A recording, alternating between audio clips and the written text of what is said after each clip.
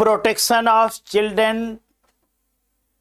From sexual offences act, जिसको short form में POCSO कहा जाता है बेटा। इसका मतलब है कि वे बच्चे, बालक या बालिका जिनकी उम्र 18 वर्ष से कम है, उनके खिलाफ यदि यौन हिंसा होती है, यौन अपराध होता है, तो इसे बहुत बड़ा अपराध माना जाएगा। यदि वह बच्चा 16 वर्ष से कम उम्र है तो और गंभीर अपराध माना जाएगा, जिसमें 7 वर्ष से लेकर के आजीवन कारावास तक की सजा का प्रावधान किया गया है। और यदि वह बच्चा 12 वर्ष से कम उम्र का है और उसके साथ बलात्कार किया गया है तो उस अपराधी को मृत्यु दंड तक की सजा का प्रावधान पास्को एक्ट में किया गया है। पास्को एक्ट 2012 में 46 धाराओं के साथ बेटा लागू किया गया। और वर्तमान समय इसकी चर्चा इसलिए मैं कर रहा हूं क्योंकि बंबई हाई कोर्ट की जो नागपुर बेंच है उसने पास्को मामले में एक बहुत ही अलग तरीके की व्याख्या की।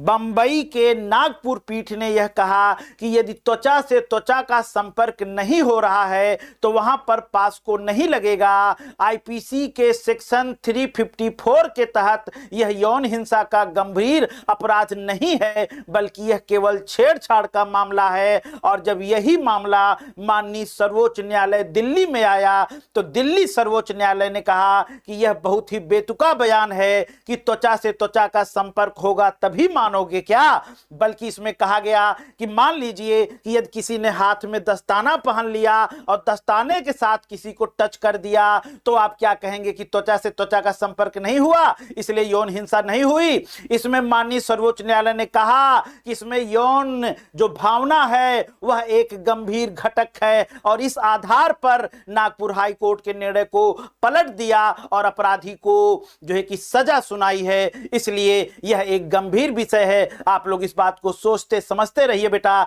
हमारे बच्चे सुरक्षित नहीं हैं, यह इस पर भी मुद्दा है कि हम कैसे समाज में जी रहे हैं, किस प्रकार के समाज में जी रहे हैं। लेकिन यह याद रखना होगा सभी को कि जिनके घर शीशे के हैं वह दूसरों पे पत्थर नहीं फेंकते। सबके घर में बच्चे हैं, बच्चियां हैं। नजर सही रखेंगे तो नजारे सही होंगे और दृष्टि सही होगी तो सृष्टि भी सही नजर आएगी। जय हिंद, जय भारत।